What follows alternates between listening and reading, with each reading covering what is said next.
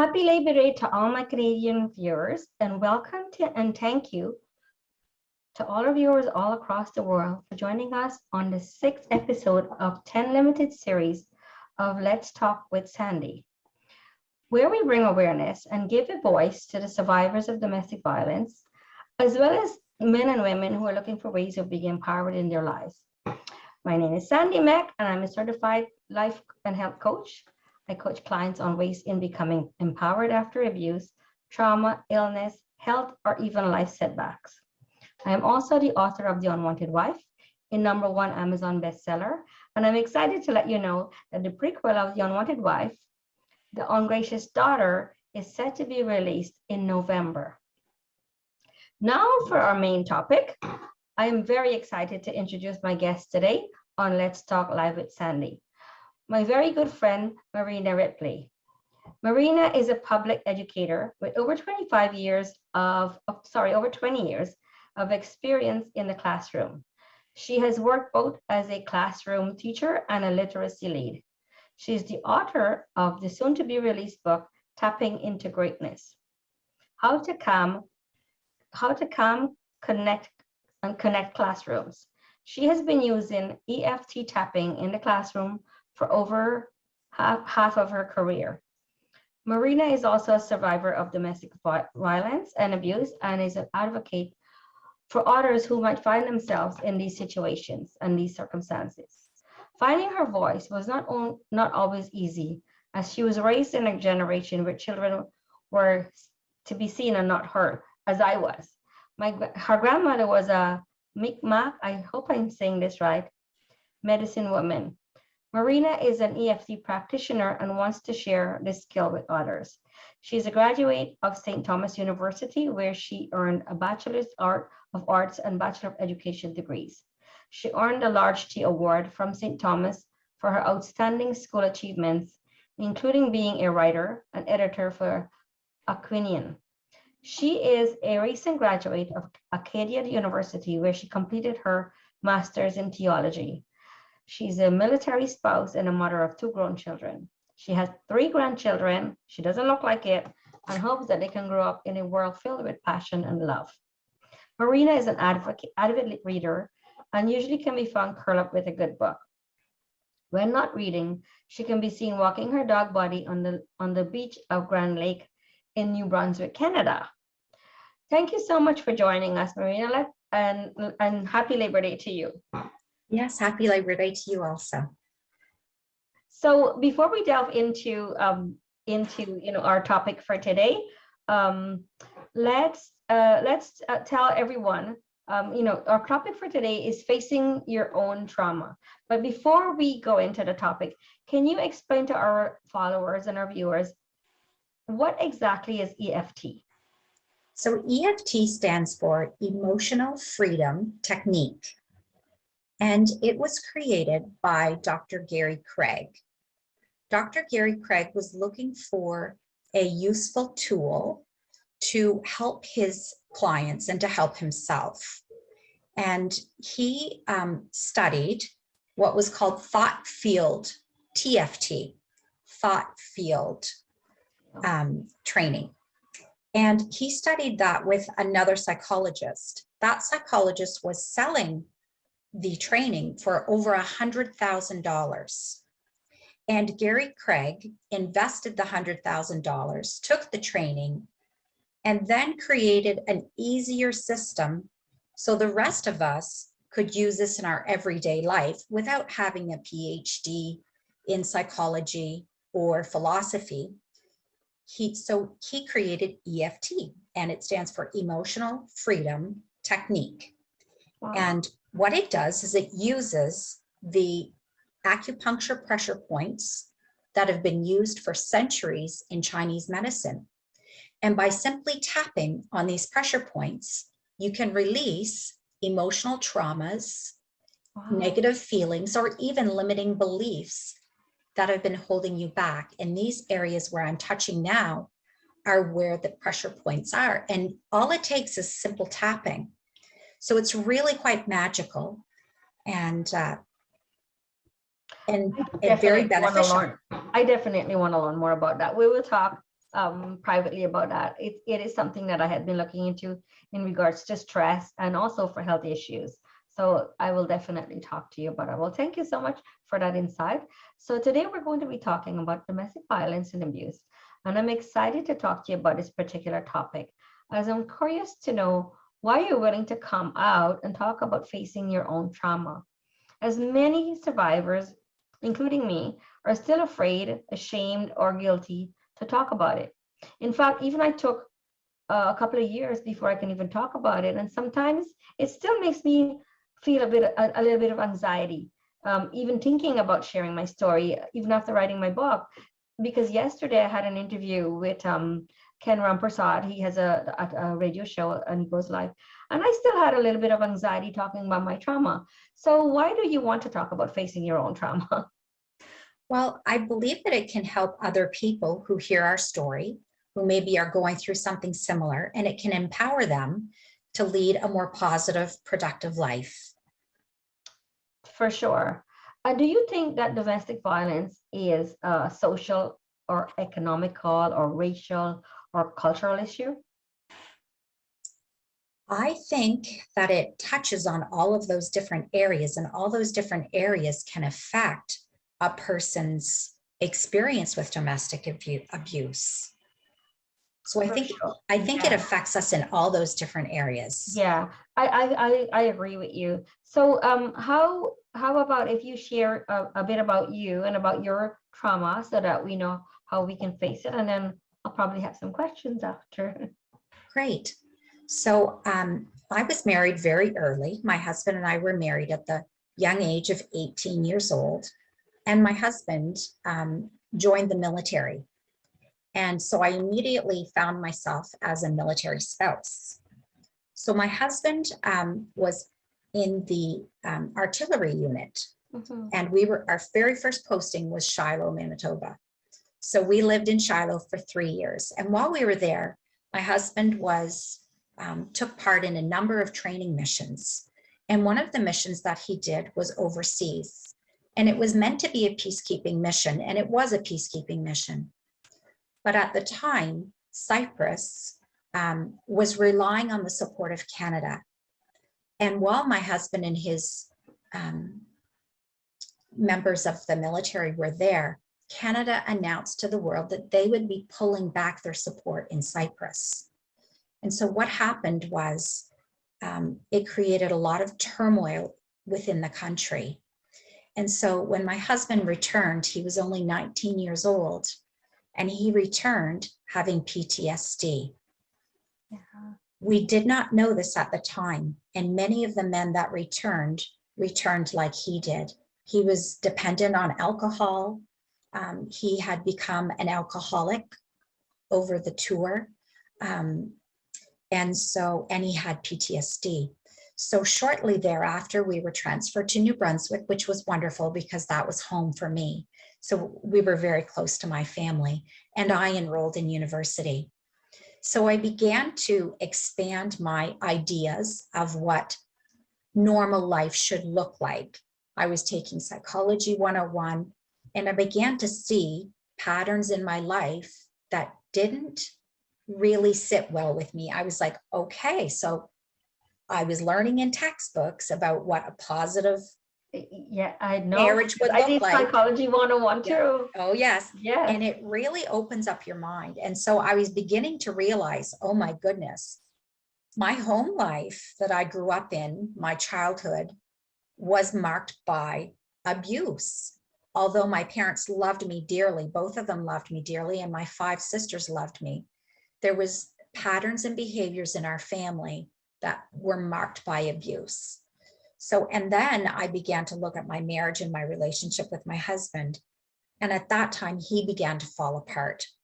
So, and when he was falling apart, what that looked like is it looked like physical violence. So he began to be violent, although he had never been violent before in his life. So I was faced with the issue of what do I do? We were living below the poverty line, as my husband was only in his first several years of the military. I had a young child who was only 2 years old. I was a university student with all of those bills and those financial concerns. I'd been raised in a strong Catholic, Christian background, both Catholic and Protestant from both sides. And we were raised that marriage was for life, no matter what. Marriage was for life, no matter what. So I had these beliefs, I had these struggles, and I was faced with, what do I do? And I was very fortunate that I heard about a local shelter where women could go. So I packed up my son and myself, and I took the little things that I could take with me, and I left. I left my husband. And at that time, he started to realize that I was right. Things that I was saying was right. And he agreed to go for counseling. So he went through counseling, and he discovered what was going on with him. He found out what he didn't find out at that time that he had PTSD, but he found out that he just wasn't handling the stress of the situation. And sometimes there's a period of time after a soldier comes home. There's a period of a transition period. So he was in that transition period, and he wasn't coping. So he began getting counseling. He went to counseling and got help. My son and I, we were in counseling, and we got help. And then we were able, after a period of time, once I knew it was safe and he was safe, we set up, very clear guidelines of what our marriage would look like, and what parenting would look like, and what parenting would not, and the negative things that we would not include in parenting. So I had a very positive experience with that. So that was the beginning of kind of seeing the trauma and understanding the trauma that I had lived through. I recently, just back in January of this year, had a motor vehicle accident with my snowmobile. So following the accident, I was diagnosed with both a concussion, post-concussion syndrome, and post-trauma visual syndrome. So I remember when you had the accident. Yeah, so it's affected my emotions, it's affected my physical body, it's affected my vestibular system. It's also affected my emotional regulation. So I had a reoccurrence during my, I'm still recovering. I'm still in the recovery phase from both the concussion and both the visual syndrome. So, but in that, I had to go see medical professionals, and I had to receive care that I needed. And so at one of these times when I was going to physio and chiro, I had a male physiotherapist named Steve, wonderful man. But when Steve came in the room, he pulled the curtain, and I heard the wheels of the curtain. And it caused an experience of terror for me, because it brought back an experience that I had tried very hard to forget from 15 years ago, when I had to have surgery and my male doctor had sexually assaulted me. And I never told anyone about that experience except my family and friends. I never told any authorities. I never told the College of Physicians and Surgeons. I had never addressed it. I had just run as far away from it as I could. In fact, I had even blocked out his name. So when this came up for me, I realized I need to take care of this. I need to take care of myself, because I'm still wounded from this. And so that's what I did. I had to face my trauma of that. And looking backwards, I see that a lot of us women do that. Yes. We focus on taking care of everyone and everything around us except ourselves. ourselves. And you know, and the other thing that brings to mind is that abuse can happen in any environment. It doesn't have to be a marriage or a relationship. It doesn't have to be limited to an intimate relationship. Abuse can happen in any environment. Absolutely. Absolutely.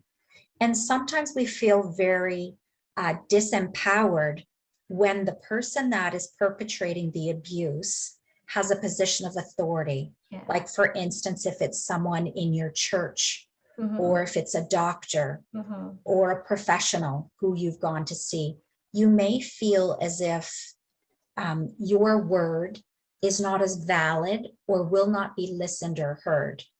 But for me, my experience has shown me that no matter how much we try to forget, no matter how much we try to block it out, those experiences continue to affect us for the rest of our lives unless we take care of it, And we face it. unless we face it. Yes. So you and I remember talking to you about an experience that I had. It wasn't as traumatic as yours. But in that it was a person of authority. It was a person in my religion, and I was a grown woman with 4 kids, and I never told anyone because I didn't think that they would believe me. And Because that's very common, yeah. very, very common. So what did you do? So I decided to report the abuse. So I wrote a letter to the College of Physicians and Surgeons, and they are going to investigate. They're going to have a hearing in September, and they're going to review all the information that I've provided, and then they will make their decision. So I feel as if I feel like a whole load has been lifted off of me. Mm-hmm. And I feel like other women probably are not really even aware of the physical feelings that we can have from abuse and from living through things like that. Mm-hmm. And I physically felt it in my body. I physically felt it in my chest. I felt it like a heavy weight. And in my stomach, I felt it like nausea or sickness. Yes. And so not only did I report him, and I have reported him, but I used my teachings from EFT tapping Mm-hmm. that I had learned, and I used that to release any of the feelings, any of the residual feelings that I was holding within my body. That's a good way of doing it. You know, and a lot of people, they don't have they don't know about this, obviously, or they don't have resources or support to be able to free themselves from that feeling. And a lot of women that I've spoken to, and a lot of my clients, they experience such anxiety that they have stomach aches. Absolutely. Absolutely. And there's a strong link there's a lot of research studies between past trauma and future illnesses. And the illnesses that are most greatly affected by past trauma are heart disease, because you think about it, it's our heart. Our heart. When we become heartbroken, it can later on affect our heart health. It also can affect our lungs.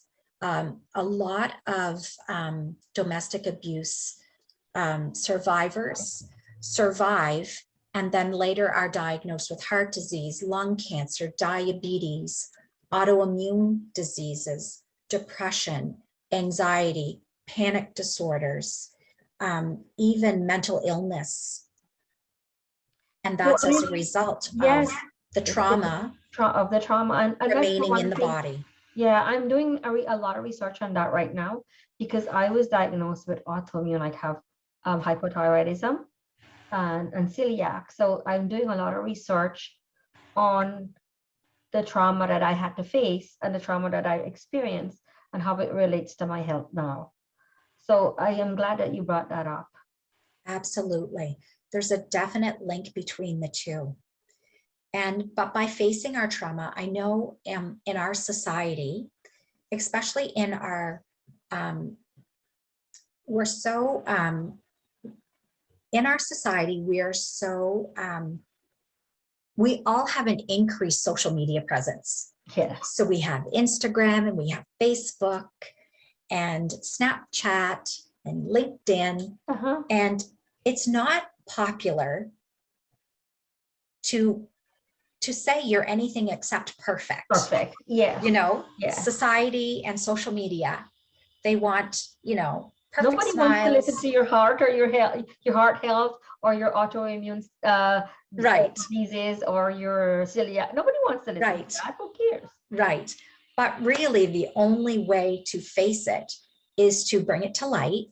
Yeah. And then eliminate any negative beliefs that you might have about it, any shame or any limiting beliefs. A lot of us have limiting beliefs like, I deserve this, or I wasn't a good enough spouse, so this is why this happened.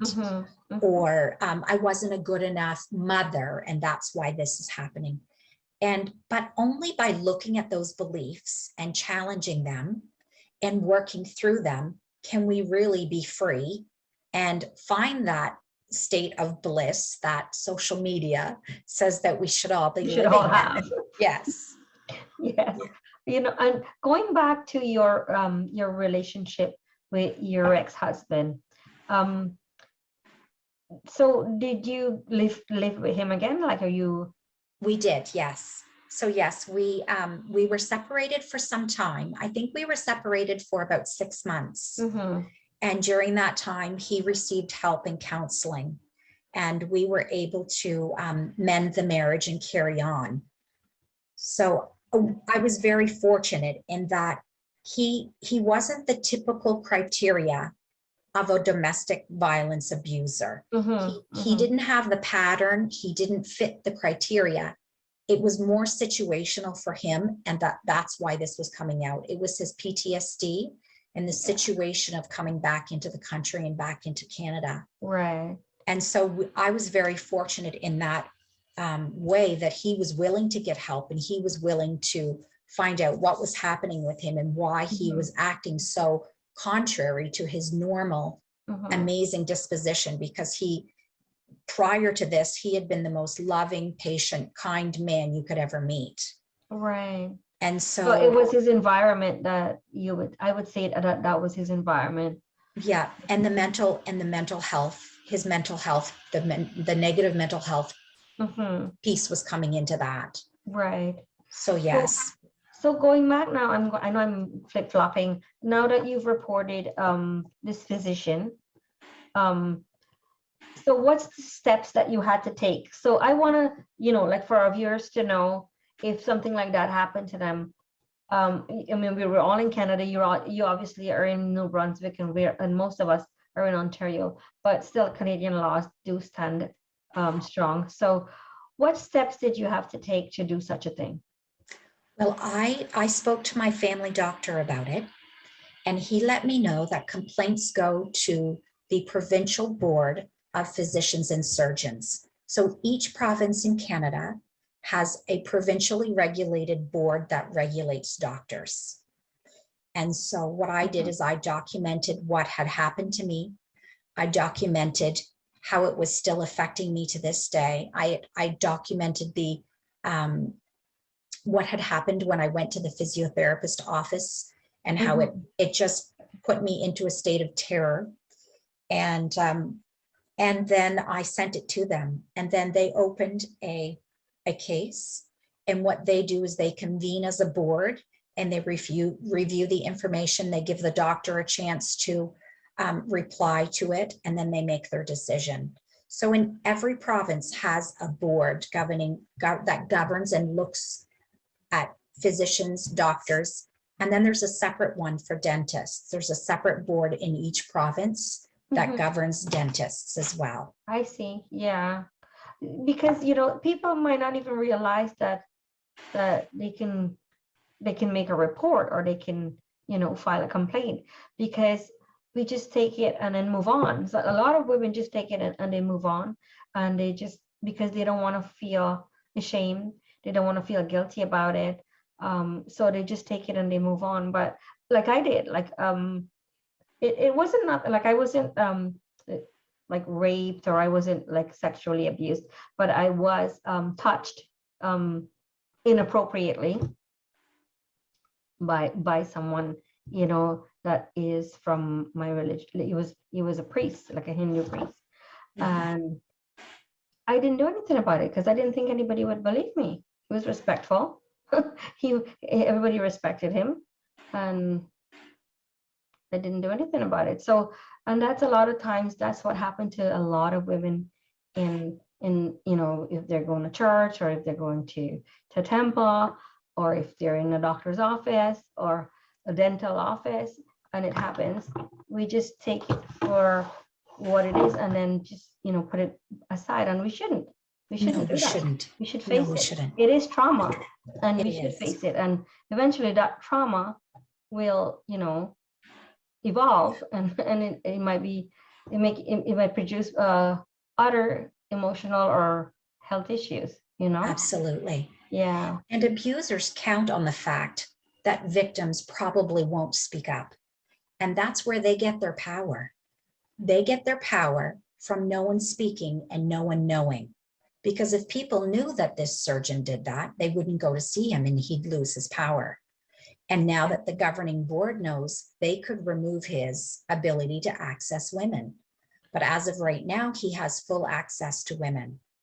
And that's part of like emotional abuse, because they know that if you keep them trapped in that present fear, it makes the victim lose all confidence in themselves, and even question, they'll even question themselves, you know, did this really happen, or was I imagining it?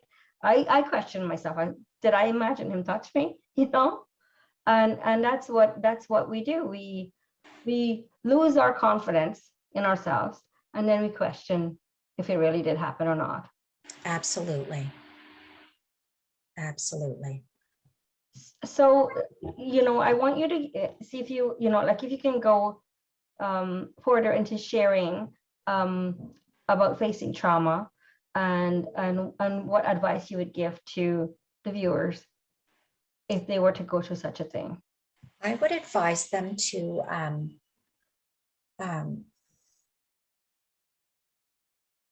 really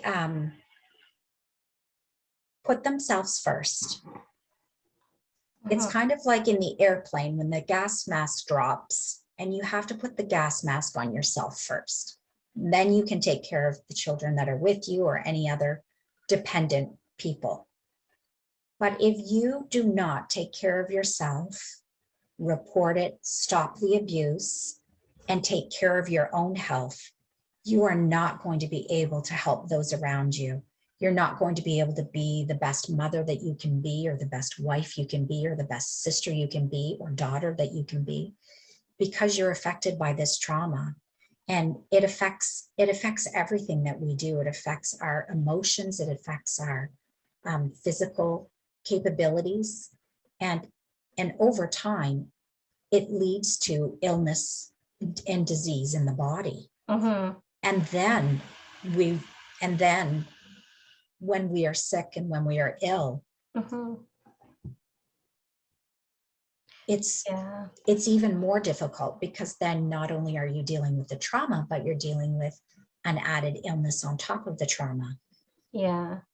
How do you feel about people who are faced with verbal abuse and in an environment? So an incident happened last week in our temple, where we had one person who claims to be in management is verbally abusive to a lot of the temple goers, and it caused a little bit of well, I would say it was actually very bad. She was very abusive verbally to that person, and all I can look at is this poor old man, how you can see him just kind of getting smaller and smaller, like he's shrinking, because she was in authority, and so she was in control of the situation.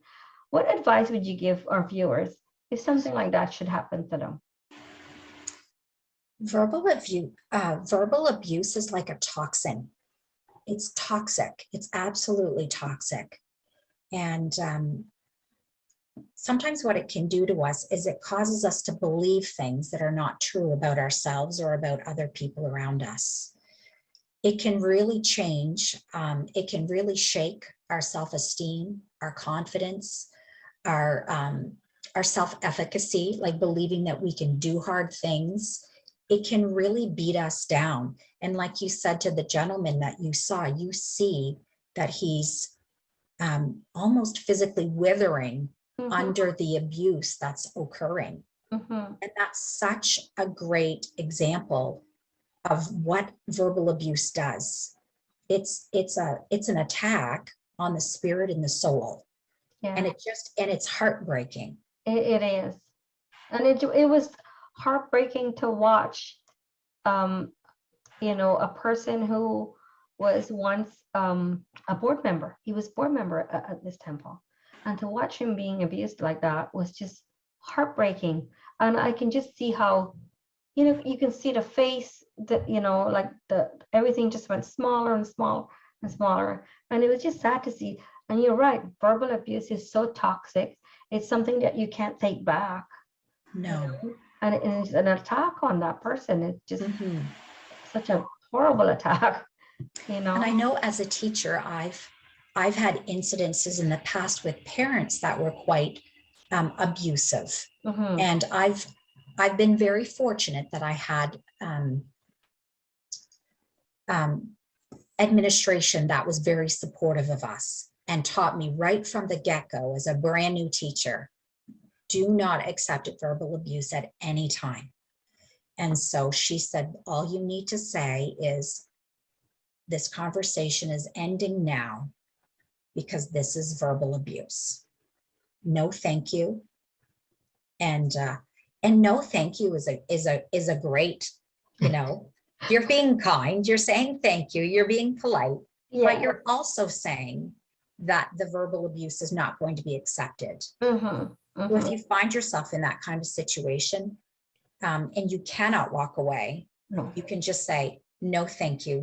I'm not having this conversation right now. You are not in a calm place. If you would like to bring this up at another time when you are calm and we can talk about this issue calmly, we can try at that time. And that's what I would do with parents. I would say, at the point when they lost control, I would say, we can have this conversation in a calm manner at another time. But for now, I am hanging up. Yeah, I've done that because I dealt with, in my past career, I had to deal with a lot of irate residents because I was a condominium property manager. And of course, everything that goes wrong is blamed on the manager.